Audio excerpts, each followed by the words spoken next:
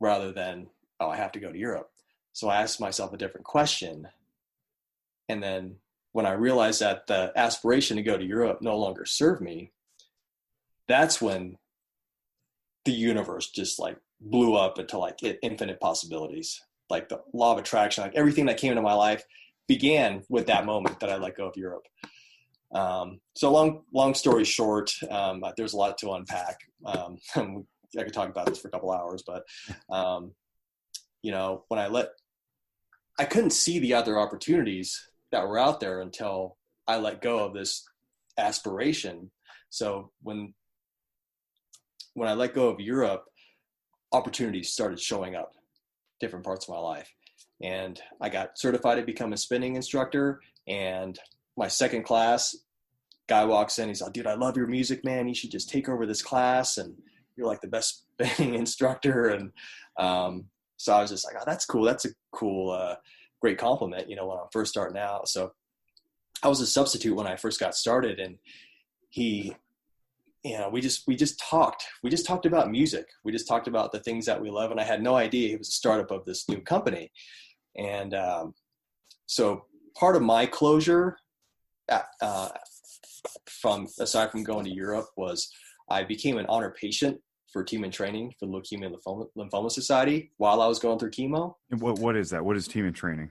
So Team in Training is like the primary fundraising arm, crowdfunding arm for the Leukemia and Lymphoma Society, to where people train for marathons, 100-mile bike rides, and triathlons, and they're raising money during their time in training, and they have a fundraising goal. So when they hit that fundraising goal, then the whole trip is pretty much paid for. Okay. So you let go of Europe mm-hmm. because you realized that was like it was like a destination. It was probably not going to be realized. And in doing so, your tunnel vision on going to Europe expanded. You didn't have the tunnel vision anymore, and you relaxed into the process rather than the goal, or the self-appointed goal. And in so doing, it, like you said, it opened up all these other opportunities that you hadn't seen before. And I think that there's a really valuable lesson in there, that I think sometimes when we get so fixated on what we think we need, we're missing the opportunities that are being presented to us, what we actually need. Like you said, the universe just opens up. Like, it has a way of putting things in our path that are necessary that we may not have on our consciousness. So in order to do that, you have to humble yourself a little bit and go, I don't really know what's best for me, but I'm going to trust in the process. And it sounds like that's what you relaxed into. So you found yourself in Team in Training. Mm-hmm. And from there.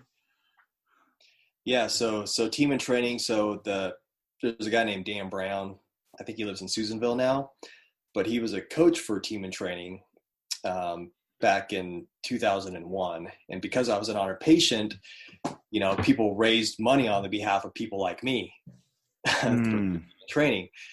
So the week, or like the Wednesday before the marathon, so the marathon and the 100-mile bike ride takes place on the same day.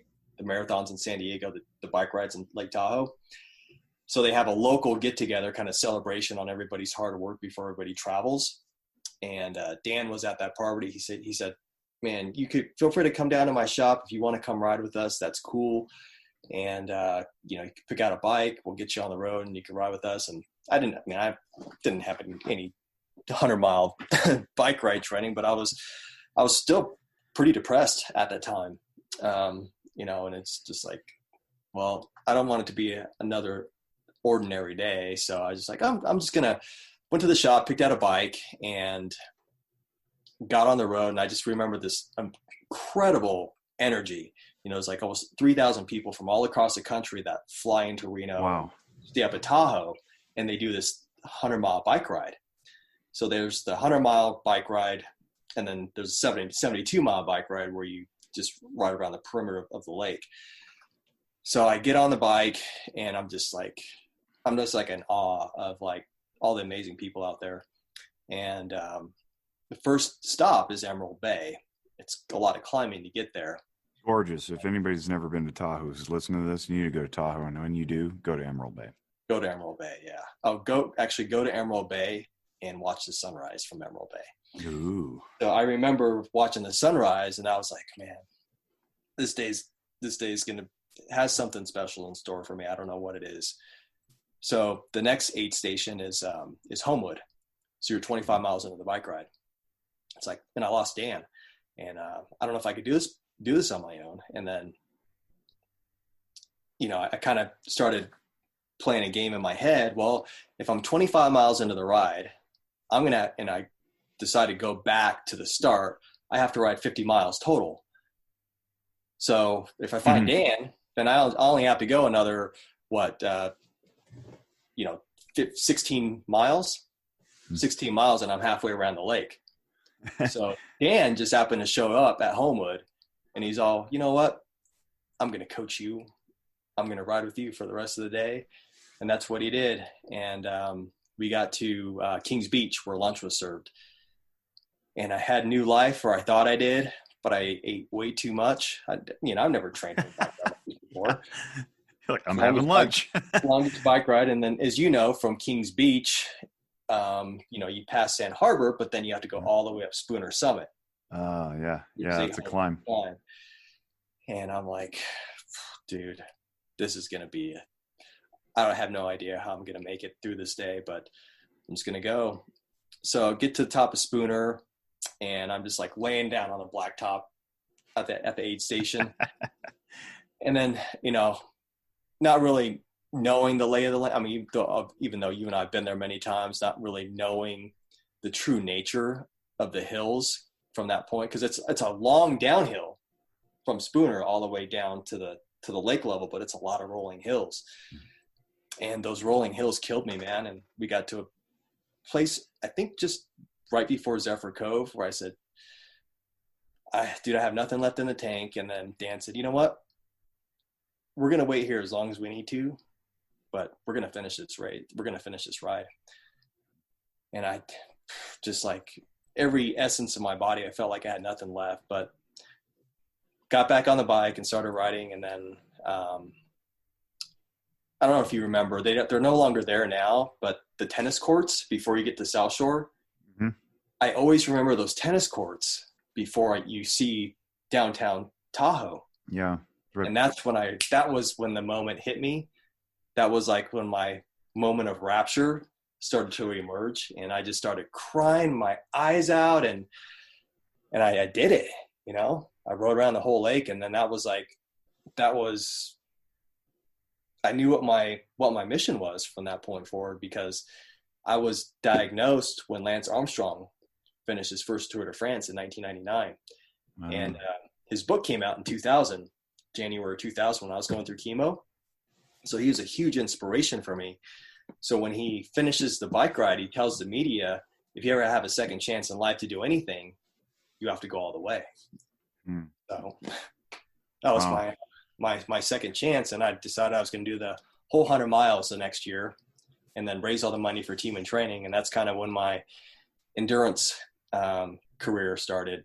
I became a cycling coach, marathon finisher, many 100-mile bike rides after that.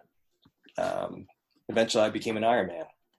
So let's talk about My Hometown Heroes, because you got all this inspiration to help others through your activities and whatnot, and raising money and whatnot. And that parlayed itself into My Hometown Heroes, myhometownheroes.org, if you want to, look it up. But talk about the inception of that and where it is today. Yeah. So, I'd raised about $125,000 for the Leukemia and Lymphoma Society through team and training for the course of 6 years, just by speaking and recruiting people. And then my last year of team and training was 2008. And then 2009 came along, and a good friend of mine in the sports industry, he's the first person with cerebral palsy to ever summit Mount Kilimanjaro. Wow. And do an Ironman with cerebral palsy. So he started at the National Sports Forum in Arizona that year. Bud Selig, the commissioner of Major League Baseball, was one of the speakers. And when Bud was done speaking, they started playing this video of Bonner, this documentary of Bonner, like, climbing Mount Kilimanjaro. And he started his own foundation called the One Man Foundation. And that was like a huge like dose of inspiration for me, not knowing what I was going to quite do for my 10-year, but that kind of planted the seed. So I did the Escape from Alcatraz triathlon in June of 2009. And that's when it hit me. I think I'm going to train for my first Ironman triathlon and use that training to raise money, to raise $10,000, symbolic of 10 years cancer free. So got together with some of my friends for lunch, and we're talking about, okay, do we want to raise money for like Leukemia and Lymphoma Society or Live Strong? And then one of them said, why don't you start a scholarship fund? So I already knew what I wanted to call the organization. I wanted to call it Hometown Heroes at first. So one of my friends who worked in NASCAR, he was one of my consultants and good friend of mine. He said, well, Hometown Heroes is taken, but my Hometown Heroes is available. Nice. So he said, okay, this is how you go buy a website. So I didn't know what I was doing, but I bought the website. Had a better ring to it because when you say my, you take ownership of it. Yeah. So my Hometown Heroes became a scholarship fund for young adult cancer survivors. And I did the Ironman, finished less than 12 hours and raised over $10,000. And, you know, fast forward, here we are 10 years later, our 10th year anniversary. And, you know, we've eclipsed our goal, my goal when I was with Team in Training. So we've done 125,000 in scholarships since 2010. And we're in our 10th year anniversary. So we have a lot of opportunities to make some noise. July 20th will be my 20th year remission. So yeah, we're living in crazy times right now. But you know, we're still raising money. People are still donating because they love the cause. They love our mission. They love the stories of our survivors. And the crazy thing is every single one of our scholarship recipients has a very similar story as mine. Meaning they got through their own personal journeys. So similar in what way? Like diagnosed in college or after college? And well, our scholarships we award to qualify for the scholarship. You have to be a survivor between the ages of 17 and 39 years old. Okay. So you could be diagnosed when you're 3 years old and be fine after that. Some people get diagnosed later on, but we have a process. So you have to apply through an online form, and then we have a scholarship review committee. We had 18 people on our committee this year. Hello, this is David Optical calling Kimberly. Sorry. I just wanted to give you Was that a scam? I don't know. Well, somebody legitimate. Yeah. So I'm at my mom's house right now, so we got the old school phone too. And an old school answering machine. That's great. This makes for great audio, by the way. I know, right? No edits or anything. No. This is we pretend that this is live here. We don't edit anything. So I mean, they all have this moment in their lives, and I think it's probably a little more relevant for those who are actually, you know, in their teenage years when they're starting to develop their identities. But the fact of the matter is this population between 17 and 39 years old is one of the most overlooked and underserved demographics in our country today. You know, people talk, you know, they think of cancer and the organizations, they think of like St. Jude.